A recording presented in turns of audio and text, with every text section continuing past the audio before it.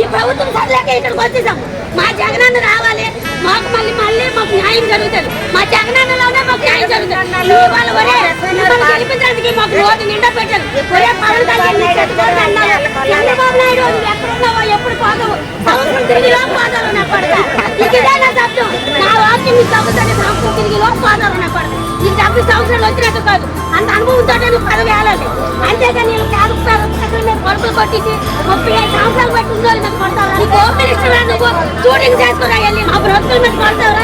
ఎంత ఓట్లు పడిపోయి ఏడు తగ్గుతుంది. ఒక దిక్కుమాలి ఉండరా, కొడుకు లేడు, కూతురు లేదు, ఎవరు లేదు, ఒక అనాథ ఓటు మీద బతుకుతుందిరా. కూతురు మంది ఏడుతుందిరా. ఆ అమ్మని చూడండిరా, రక్తం కావచ్చు. నీకే ఒక అమ్మని పవన్ కళ్యాణ్. ఒరే చంద్రబాబు నాయుడు, నీకు విలువ తెలియదా? నీకు బంధాల విలువ తెలియదు చంద్రబాబు నాయుడు.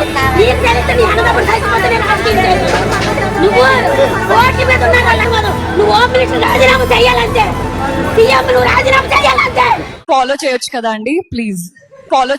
అండి ప్లీజ్.